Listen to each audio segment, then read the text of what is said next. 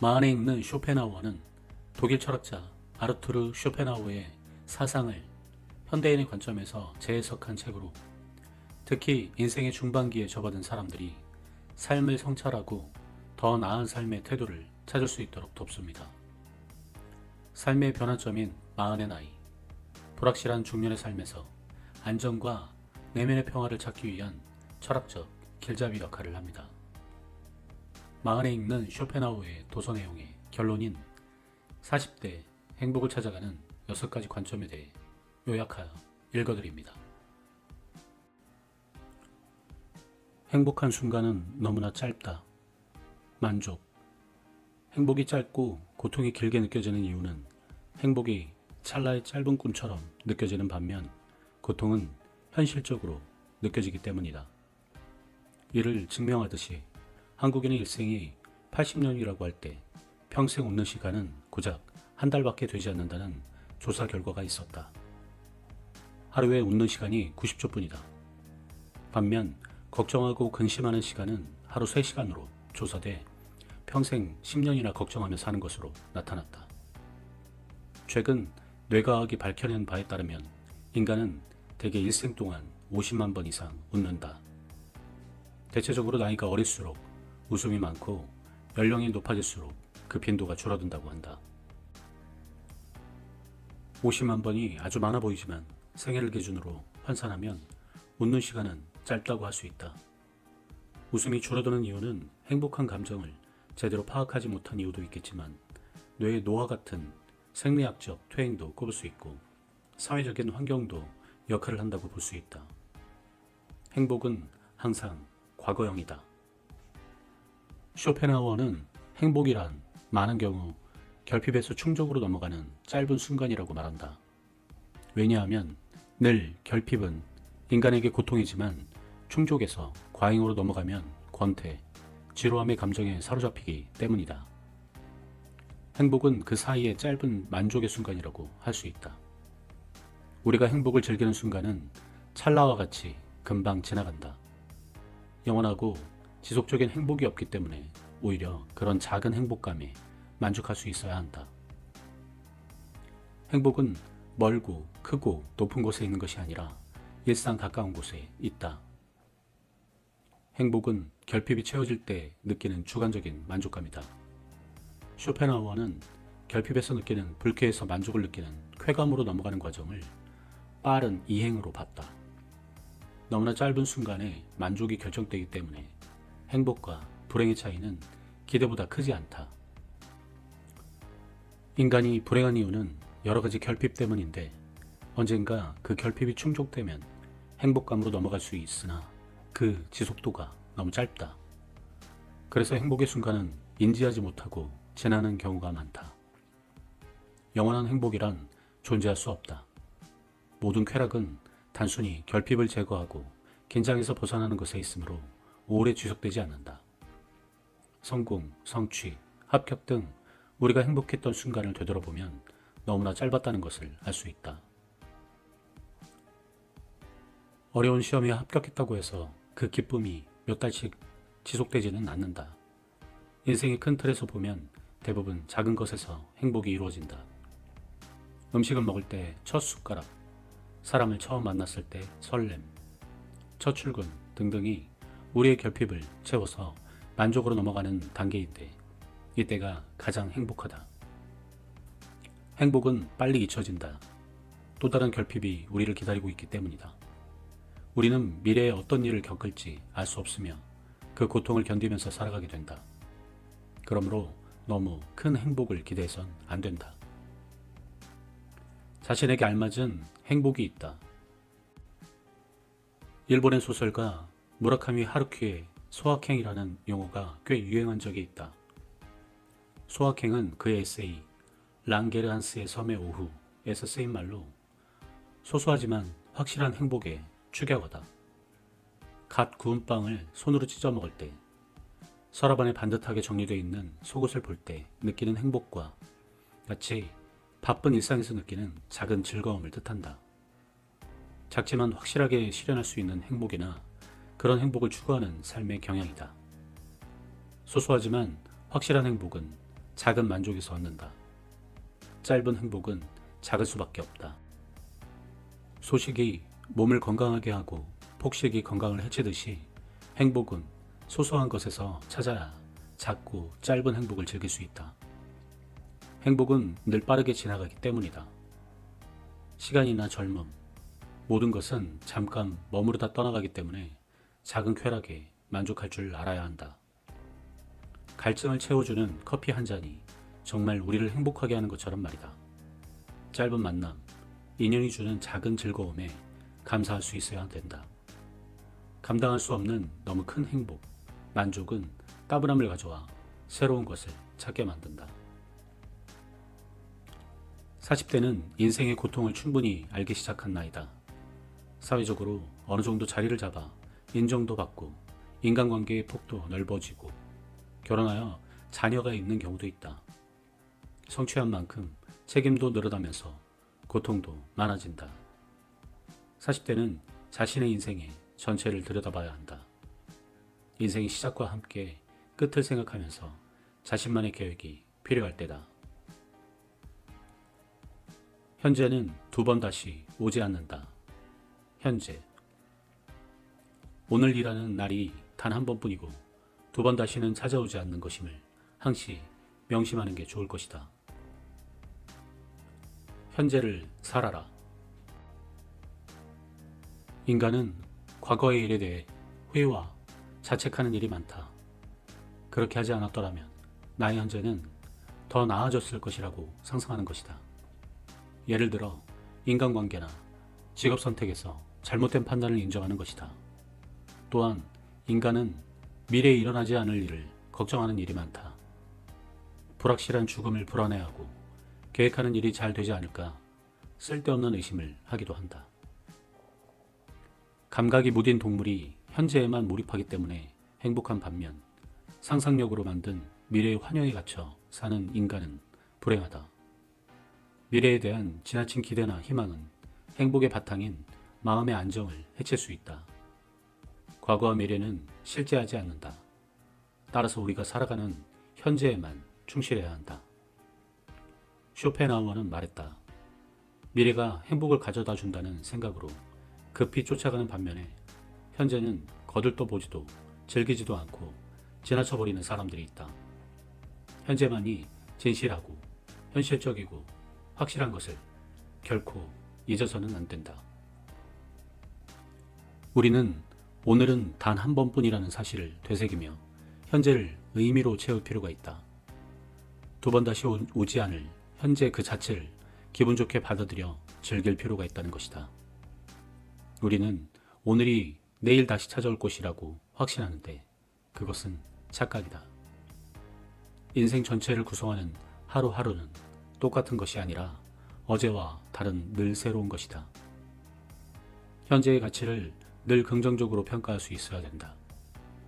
과거와 미래에 빠져있는 사람은 아무런 걱정 없이 살아가는 매 순간의 가치를 모르고 지나가는 일이 많다. 쇼펜하우어는 현재의 가치를 강조했다. 하지만 너무 지나치게 현재만 사는 사람을 경솔하다고 본다. 살아가는데 중요한 것은 현재와 미래에 대한 우리의 관심을 한쪽에 치우치지 않게 조절해야 한다는 점이다.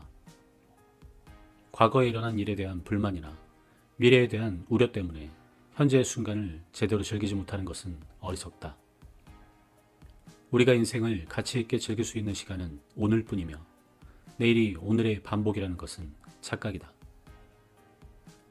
하루하루는 하나하나의 인생이다. 많은 사람이 1분이 모여 60분이 되고 하루가 쌓여 1년이 된다고 생각하면서 현재는 과거와 미래로 이어지는 과정일 뿐이라고 여긴다. 시간이 마치 무한한 점으로 이루어진 것으로 착각한다. 그러다 보니 현재에 집중하지 않고 과거의 후회나 영광에 얽매여 살거나 나중에 일어날 일을 생각하며 현재의 행복을 미루는 경우가 많다. 이것은 과거와 현재 그리고 시간이 계속 이어질 것이라는 착각 때문에 생기는 일이다. 과거와 현재, 미래는 연속적인 것이 아니라 단절된 것이다. 우리는 오직 현재만을 살 뿐이다. 과거와 미래는 실제하지 않는데 마치 있는 것으로 착각한다. 과거는 지나가서 없는 것이고 미래는 아직 오지 않아서 없는 것인데 오늘을 제대로 살지 못하고 과거의 기억과 미래의 기대 속에서 사는 것은 어리석다. 현재는 두 번 다시 오지 않는 순간이다. 세상의 모든 일이 1년 이상의 계획에 따라 진행되다 보니 미래에 무한한 시간이 펼쳐질 것이라고 착각하게 된다. 그러나 죽음이라는 것은 언제 찾아올지 모르는 일이다. 네가 헛되이 보낸 오늘은 어제 죽은 이가 그토록 그리던 내일이다 라는 말을 다시 새겨보면 좋겠다. 스티브 잡스는 매일 아침 거울을 보고 만일 오늘이 인생의 마지막 날이라면 오늘 하려던 일을 할 것인가? 라는 질문을 던져서 만약 노라는 생각이 떠오르면 그 일을 하지 않았다고 한다. 하루하루를 자신의 마지막 인생으로 생각한 것은 쇼펜하우어의 명언과 닿아있다. 자신만의 색깔을 찾아라. 개성. 우리는 의지의 객관성의 높은 단계에서 개성이 뚜렷하게 나타나는 것을 볼 수 있다. 특히 인간은 개성이 개인적 성격의 커다란 상이함으로써 완벽한 인격으로서 외부적으로 표현된다. 40대는 가장 열심히 활동할 인생의 전성기다. 그런데 사회적인 기준에 맞춰 열심히 일을 한다고 해서 꼭 행복해지는 것은 아니다. 워커홀릭은 오히려 불행을 가져올 수 있다. 40이면 일과 행복감이 일치하지 않는다는 사실에 회의와 절망에 빠질 수 있다는 점을 깨닫는다. 사회 집단과 관계에 맞춰 사는 것이 익숙한 40대는 눈치를 많이 보는 세대다. 남의 시선에 갇혀 살면 행복해질 수 없다. 타인의 평가에는 시샘, 질투 등 부정적인 내용도 들어있기 때문이다. 그런 타인의 평가의 틀을 과감히 깰 필요가 있다. 타인의 평가에 휘둘릴 때 떠올려보라. 너라고 나보다 나을 게 없다. 쇼펜하우어에 따르면 인간은 다른 생명처럼 살려는 의지에 살아가는 수동적인 존재이긴 하지만 이 세계에서 개성을 가장 뚜렷하게 나타내는 능동적인 존재다. 각자 개성이 다르기 때문에 인간은 이 세상에서 가장 높은 단계의 존재인 셈이다. 남이 시키는 것 말고 자신이 원하는 것을 할 때 인간은 행복해진다. 남과 다른 자신만의 색깔을 찾는 일. 누구나 가는 길이 아닌 내가 가는 길이 행복에 이르는 길이다. 행복의 길은 천차만별이다. 가장 인간답게 사는 일은 자신만의 욕망을 아는 것이다. 자기 자신으로 행복하라. 한국의 행복지수는 OECD 38개국 중 36위로 최하위권이다. 세계 최하위권을 맴도는 불행감이 새로운 것은 아니다. 빈부격차, 치열한 경쟁, 급속한 고령화, 열악한 환경, 물질 만능주의, 외모지상주의가 행복을 방해한다. 무엇보다 가장 우려스러운 것은 살면서나 하고 싶은 대로 할 수 있는 자유가 144위로 최하위라는 점이다. 죽음을 앞둔 시한부 환자들에게 가장 후회되는 일 또는 다시 태어나면 가장 하고 싶은 것을 꼽으라고 하면 어떤 대답을 들을 수 있을까? 그들은 한결같이 내가 원하는 삶을 살고 싶다고 말한다. 다른 사람이 아닌 내가 원하는 삶을 살았더라면 하는 후회가 죽음을 앞둔 말기암 환자들의 첫 번째 소망이라고 브로니 웨어가 말한다. 누군가가 행복한지 보려면 얼마의 자산을 가졌는지가 아니라 어떤 고통을 잘 견뎌냈는지 봐야 한다. 노년에 가장 후회되는 일, 가장 고통스러운 일은 과거에 내가 원했던 것을 남의 눈치를 보느라 제대로 하지 못한 것이라는 조사 결과가 있다. 그 이유는 나중에 자신이 어떤 사람인지 알게 되기 때문이다. 주위 눈치를 보며 남이 정한 기준에 따라 살아야 하는 삶은 답답할 수밖에 없다.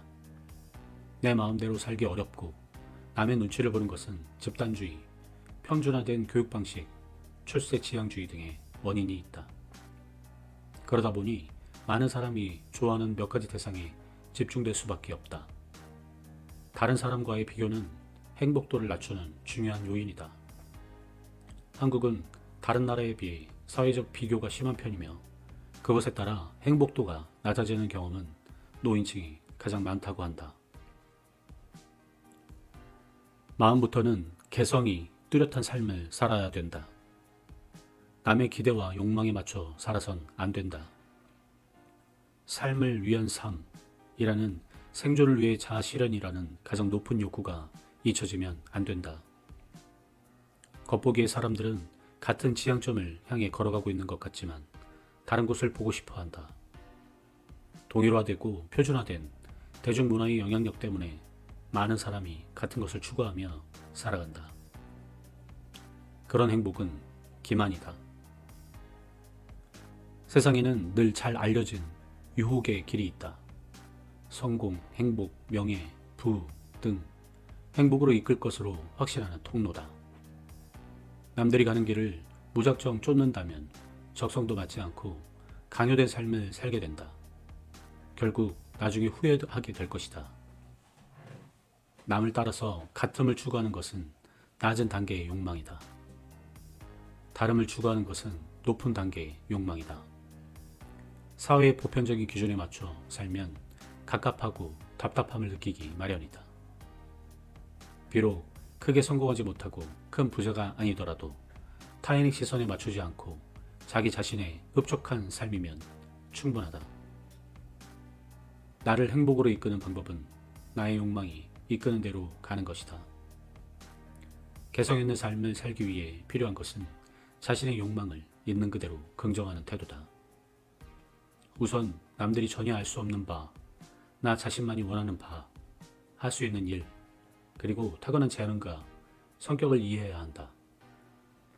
마흔이면 자신의 적성에 맞는 일을 찾기 위한 시행착오와 자기 성찰의 시간으로 충분해 보인다. 얼마나 소유했는지는 중요하지 않다. 돈은 바닷물과 같다. 마시면 마실수록 목이 마르다. 얼마를 벌어야 행복할까? 그 한계를 정하는 일은 어렵다. 연봉과 재산, 주택 등과 관련해 절대적인 기준은 제시할 수 없다. 사람마다 행복을 위해 갖춰야 할 부는 욕망에 따라 달라지기 때문에 상대적이다. 재산에 욕심이 없는 사람은 가난만 피한다면 만족하는 삶을 살고 엄청난 재산을 갖고 있는 사람이라도 만족하지 못하고 갖지 못한 것을 갈망하면 불행하게 여길 수 있다. 각자의 욕망과 만족에 따라 달라지는 부는 행복의 절대적인 조건이 될 수 없다. 부에 대한 집착이 강할수록 채워지지 않는 갈증은 더 심해질 수 있다. 행복한 부자, 불행한 부자. 부가 인간의 본래 소유물이 아니라 운에 의해서 줄어들 수 있다는 사실을 알게 되면 부에 대한 욕망이나 집착이 줄어든다. 부에 대한 갈증이 줄어들어 더 이상 고통을 느끼지 않게 된다. 따라서 부에 대한 욕심을 줄이면 행복감이 늘어날 수 있다. 이를 아는 사람은 돈을 잃어도 행복감을 되찾는데 오래 걸리지 않는다. 부는 관리가 중요하다. 부유한 집안에서 태어난 사람은 부를 공기처럼 없어서는 안 되는 것으로 여기고 자신의 생명처럼 지켜서 검소한 생활을 한다. 태어나면서 많은 재산을 갖고 있는 사람은 경제적으로 독립하여 일하지 않고 살아갈 수 있는 특권을 누린다. 진정한 부자에게 부는 향락이나 낭비의 대상이 아니다. 돈은 인간의 다양한 욕망을 충족시켜주는 점에서 행복의 상대적인 조건이다. 그러나 이미 부를 많이 소유한 사람들이 가진 재물에 대한 욕심 때문에 열심히 일하는 사람들은 잘못된 시야에 갇혀 있다. 부에 대한 갈증은 절대로 채워줄 수 없다는 점을 알 필요가 있다. 재산이나 부의 가치와 비교해 더 가치 있는 것은 지적인 교양이다. 돈을 채워도 정신이 텅 비어 있으면 행복할 수 없기 때문이다. 돈은 소유하는 사람보다 사용하는 사람의 태도에서 그 가치가 달라진다. 쇼펜하우어처럼 부모로부터 많은 자산을 상속받아 돈 걱정 없이 철학 공부를 할 수 있는 것이 그가 생각한 행복한 부자의 전형이다. 돈의 크기보다 돈의 관리가 더 중요하다. 많은 사람이 부에 집착하는 경향이 커졌다. 주로 모든 관심이 돈을 향해 있고 돈이 인생의 목적인 사람이 많다. 자본주의 사회에서 돈이 큰 역할을 하지만 최근에 천민 자본주의의 흐름이 더 강해졌다. 그 이유는 여러 가지가 있겠지만 투자 폭등으로 대박 슈나가 생겨나고 상대적인 박탈감을 가진 사람들이 많이 생겨났다. 벼락거지라는 말은 그런 박탈감을 대표한다. 한탕주의와 물질 만능주의가 만연한 것이 현실이다. 부가 나쁜 것만은 아니고 쇼펜하우어가 강조하듯이 자신이 그런 부의 혜택을 보면서 자유로운 삶을 산 것을 보면 부는 분명히 행복의 한 가지 조건이다. 그러나 진짜 부자와 가짜 부자의 차이는 분명하다. 진짜 부자는 부를 자신의 장점을 개발하는 데 최대한 활용한다. 경제적, 시간적 자유를 얻으면 유흥이나 과시, 소비보다 자신의 교양을 쌓는 데 시간을 투자한다. 독서, 음악 감상, 여행 등을 통해 아름다움을 찾고 자신의 의미를 찾는다. 그러나 가짜 부자는 시간을 생산적으로 쓰지 못하고 남에게 과시하거나 낭비와 방탕으로 돈을 쓴다. 쇼펜하우어의 진짜 부자는 경제적인 자유를 뜻하는 개념과 닿아 있다. 진짜 부자는 돈의 가치를 너무나 잘 알기 때문에 오히려 검소한 경우가 많고 돈 관리에 철저하다고 한다. 문제는 돈의 노예다. 가난했다가 갑자기 부자가 되는 경우, 부자가 되기 위해 비열한 방식으로 출세한 경우에는 탕진할 가능성이 높다. 쇼펜하우어는 말했다. 무지한 자가 부자가 되면 그 무지가 품격을 떨어뜨린다. 진정한 부자는 재산을 재난이나 불행을 위한 방어벽으로 여기지 즐거움을 위한 수단으로 생각하지 않는다. 졸부는 저축하지 않고 낭비해서 번 만큼 쓰는 실수를 하는 바람에 결국 다시 가난해진다. 상속으로 재산을 물려받은 사람은 자본을 안전하게 관리하며 돈을 유지하려고 애쓴다. 졸부처럼 낭비하지 않고 미래를 생각해서 경제적이며 부의 소중함을 무엇보다 잘 안다. 즉, 부는 없어서는 안 되는 공기와 같은 것이므로 부를 생명처럼 지키며 신중하고 검소하다. 타인의 평가는 중요하지 않다.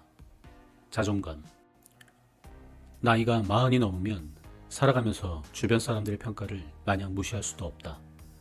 흔히 타인의 평가는 직장에서, 사업에서, 만남에서 객관적인 조건이 된다. 하지만 참된 행복의 조건을 안에서 찾아야 한다면 타인의 평가는 어쩌면 행복과는 무관할 수 있다.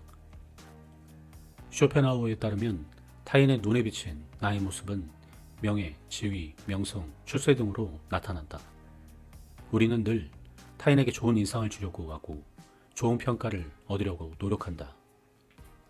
그만큼 인간은 혼자 뭔가를 이루기에는 부족한 점이 있기 때문에 다른 사람의 지지와 호의를 이끌어내려고 한다.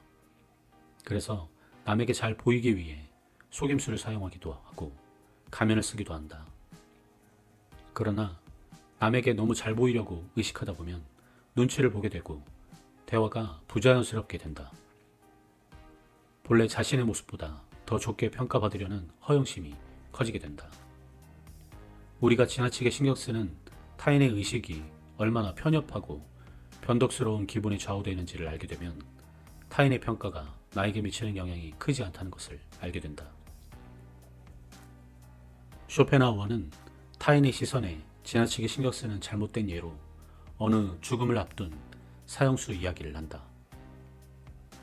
1846년 3월 31일 타임스에 실린 토머스 워크스는 사형이 집행되는 날 자신의 수치스러운 마지막 모습을 보려고 온 참관인들에게 의연한 모습을 보여주는데 성공했다. 죽음을 앞두고 구경꾼들에게 마지막으로 멋진 모습을 보이고자 한 것은 끔찍한 명예욕의 본보기다. 명예나 출세를 증시하는 사람뿐만 아니라 많은 사람은 남이 나를 어떻게 생각할까 라는 걱정에 살고 있다. 자신이 지닌 참된 모습보다는 남의 마음속에 깃든 자신의 모습을 더 중요하게 생각하는 것이다. 만약 우리가 남의 눈치를 보지 않고 산다면 불필요한 불안은 사라질 것이다. 인간의 많은 고뇌와 번민은 남의 시선을 지나치게 의식하는 잘못된 태도에서 유래한다. 그 바탕에는 질투, 증오심, 허영심, 자존심 등이 있다. 즉, 남과 비교하여 더 적게 평가받고 싶으면서 다른 사람의 장점을 증오하게 된다. 또한 실제 자신보다 더 좋게 평가받고 싶은 허영심은 무시받지 않으려는 자존심을 나타낸다. 이 가운데 불행감을 가져오는 허영심을 없애는 일이 가장 어렵다. 호감 가는 사람이 되기를 포기하라. 어떻게 해야 그 사람의 마음에 들까? 고민하는 것보다 더 중요한 것은 자신이 원래 갖고 있는 자산에 대해 생각하는 것이다. 명예, 지위, 명성은 예를 들면 나의 목숨이나 건강보다 결코 중요하지 않다. 건강과 바꿀 수 있는 것은 없다. 가장 어리석은 일이 명성과 명예를 위해 목숨을 기꺼이 바치는 일이다. 명예가 목숨보다 더 중요하다. 라는 격언은 타인의 견해를 자신의 것보다 더 중요하게 여기는 망상에 불과하다. 쇼펜하우어는 명예욕, 허영심과 구분되는 자긍심의 중요성을 말한다. 허영심이 본래 모습보다 더 좋게 타인으로부터 갈채를 받으려는 욕심이라면 자긍심은 자신이 갖고 있는 장점에 대한 확고한 확신이다. 허영심이 타인의 마음에 기대하는 희망이라면 자긍심은 자신의 마음에서 자신에 대해 내리는 직접적인 높은 평가다. 자신만의 장점과 가치의 확신이 있다면 누구나 가질 수 있다. 그런 확신이 있다면 자긍심은 손상되지 않는다. 그리고 흔들리지 않는 자긍심을 갖기 위해서는 타인의 호감을 얻으려는 허영심을 없애야 된다. 쇼펜하우어는 말했다. 허영심이 들면 말을 많이 하고 자긍심이 들면 과묵해진다. 사회생활을 할 때 중요한 것이 소위 세평이다. 늘 평가는 이루어지고 그것에 따라 승진과 출세 그리고 명예가 결정된다. 타인의 거울에 비친 모습대로 살지 말고 자신의 기준에 맞게 당당하고 기죽지 말고 살도록 해야 된다. 자신이 자신의 가치를 긍정하는 흔들리지 않는 자긍심은 행복의 조건에서 가장 중요하다. 나 자신이 누구인지가 중요하다. 자기 긍정. 우리 인생의 첫 40년은 본문이고 그 다음 30년은 그 본문에 대한 주석이다. 쇼펜하우어는 아리스토텔레스의 세 가지 분류를 응용하여 운명의 차이를 만드는 세 가지를 인격, 소유, 평판으로 구분한다. 그 가운데 첫 번째는 인간을 이루는 것으로 가장 넓은 의미에서 인격이다. 여기에는 건강, 힘, 아름다움, 기질, 도덕적 성격, 지능, 그리고 교양이 포함된다. 인격은 인간이 원래 태어나면서 갖고 있는 것으로 어느 누구도 빼앗아갈 수 없는 것이다. 인간의 행복을 결정하는 인격은 세상을 바라보는 각자의 관점을 말한다. 따라서 재산이 없고 사회적 지위가 낮아도 인격적인 장점이 있다면 충분히 행복할 수 있다. 행복의 참된 원인은 밖에 있는 것이 아니라 우리 안에 있다. 우리의 행복은 밖에서 얻어지는 것이 아니라 우리가 이 세계를 어떻게 보느냐에 따라 만들어진다. 중요한 것은 마음가짐이다. 내가 깨달은 것만큼이 나의 세계다.